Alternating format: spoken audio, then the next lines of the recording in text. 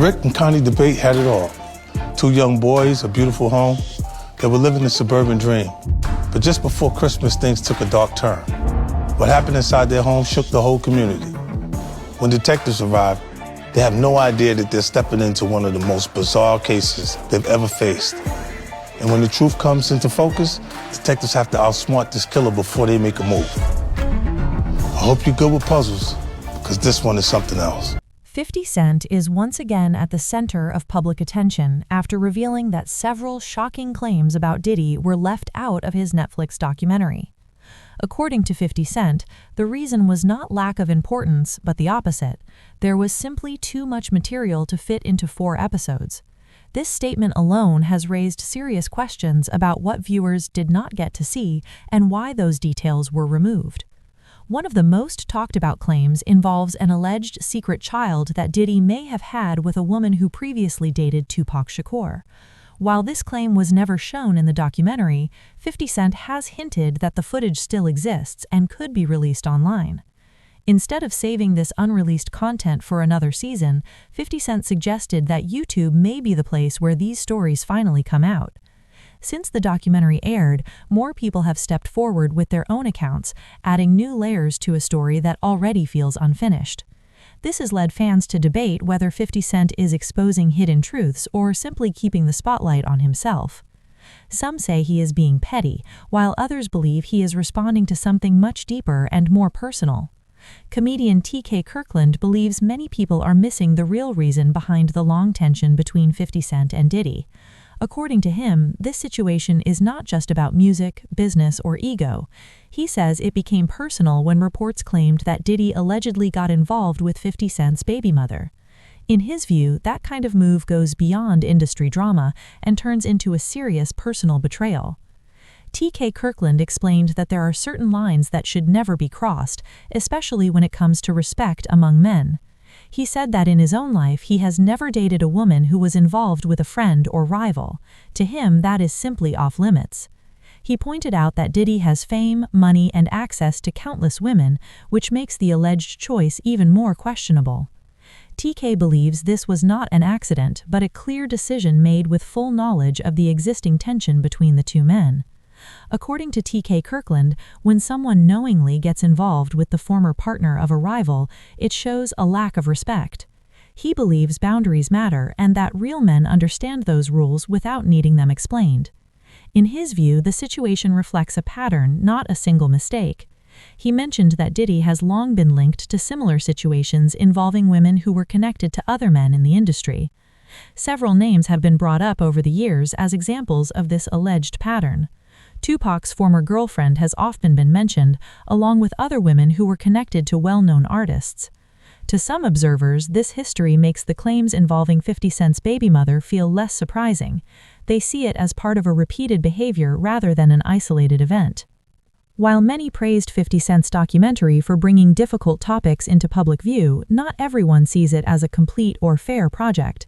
Gene Deal, who has been close to many of these figures, has publicly criticized the documentary.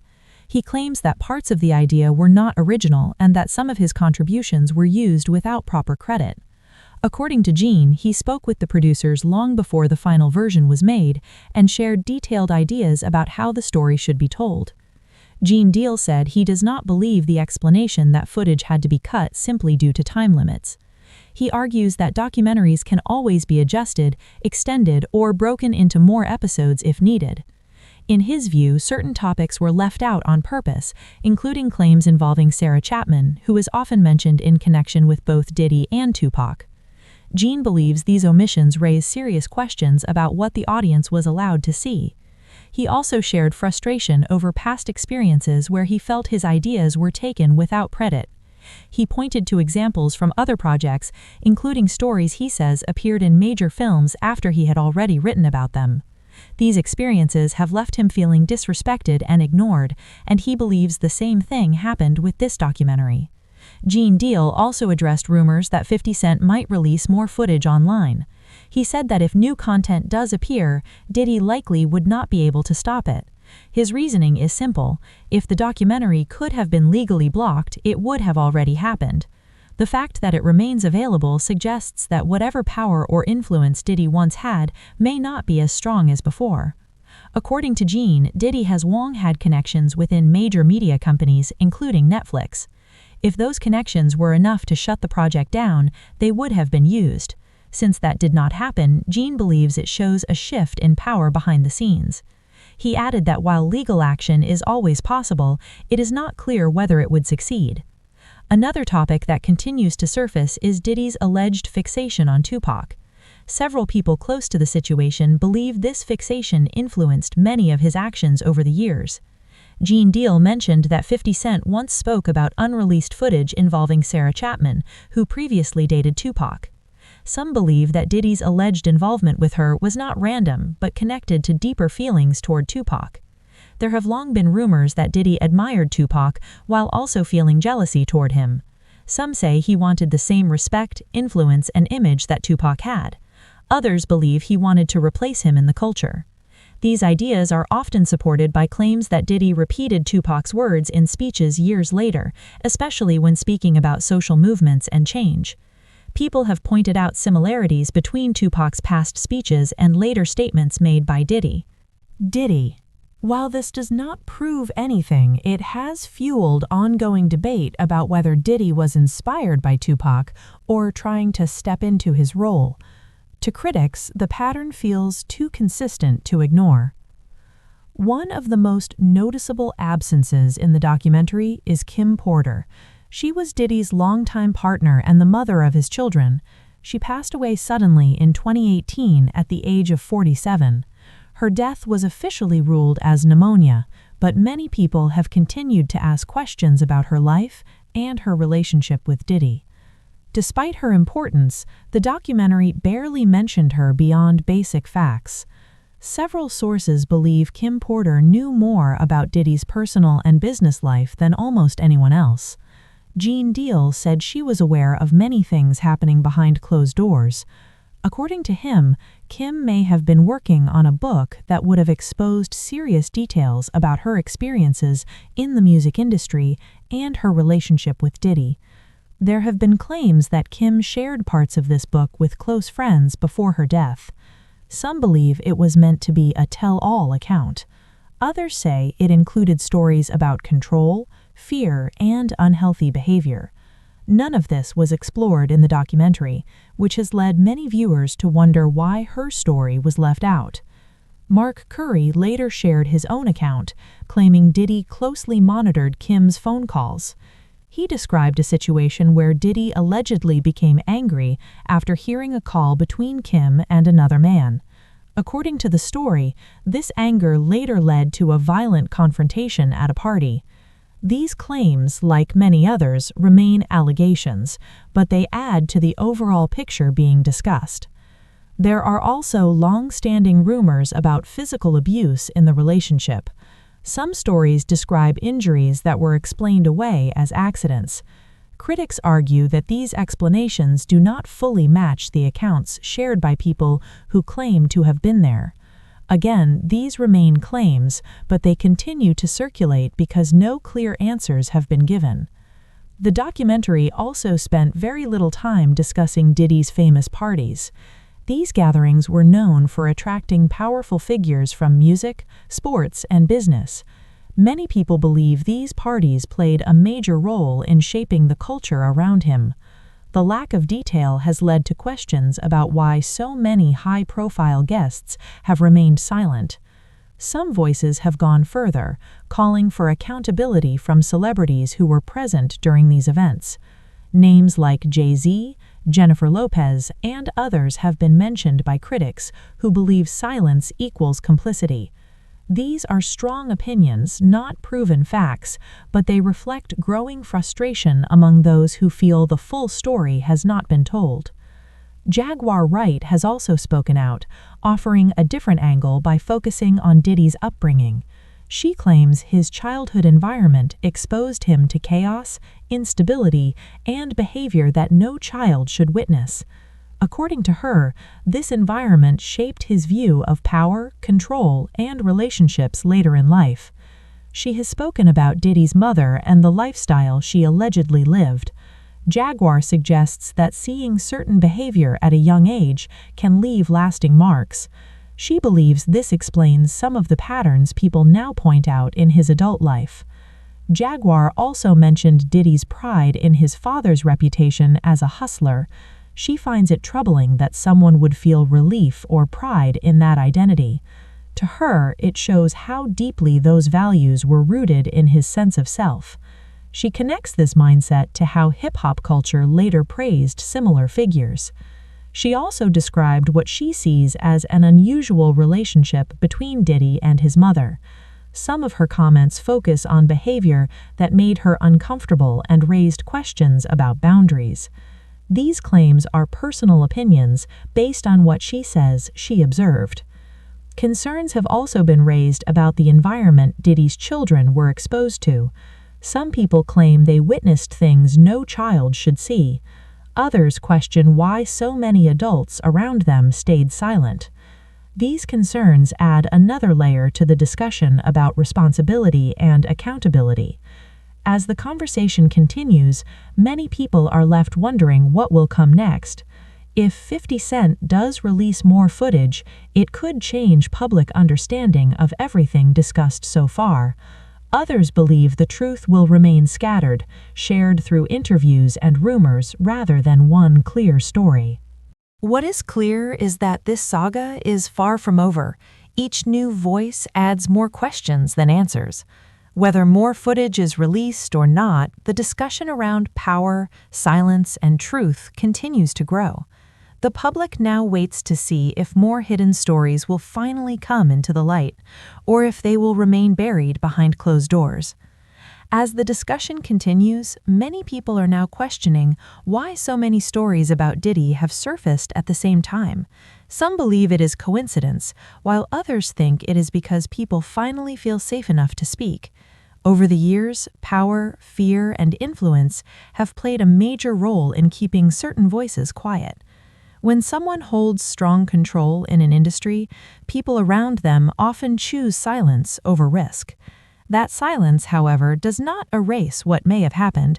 It only delays the moment when stories begin to come out.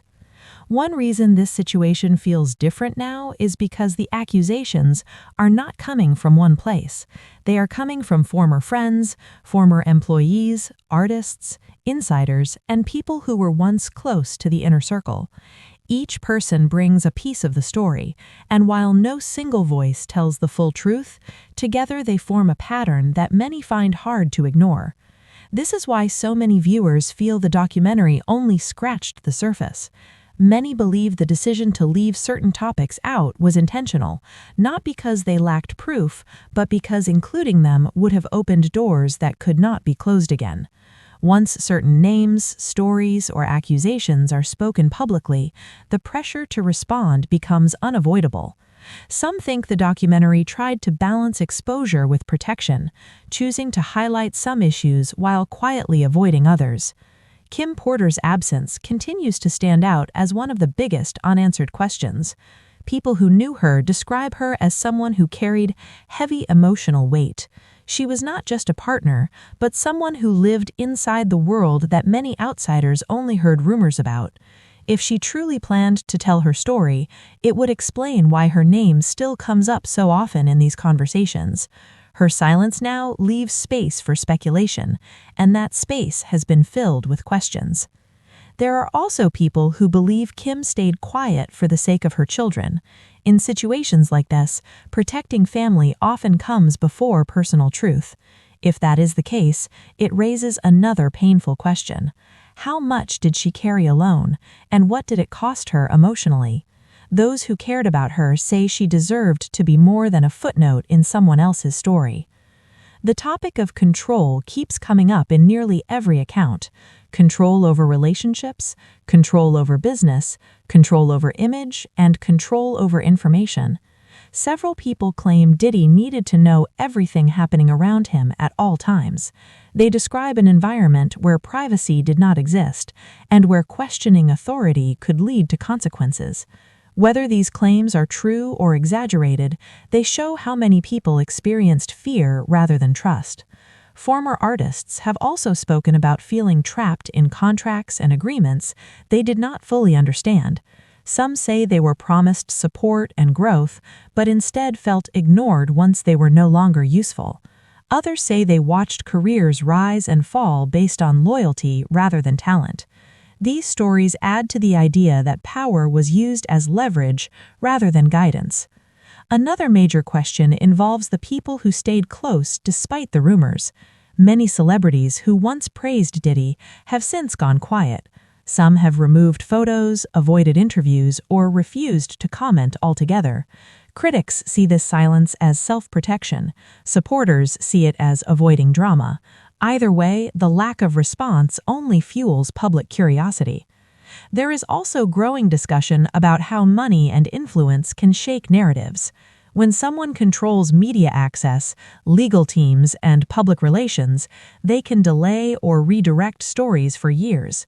This does not mean allegations are automatically true, but it does mean the public often only hears what powerful people allow them to hear. When cracks finally appear, they tend to appear all at once. The idea that Diddy may have lost some of that influence is another reason people believe more information could come out. Several insiders have said that if he still held the same level of power, certain projects would never have been released. The fact that they were released suggests a shift, whether small or large, in how much control he truly has now.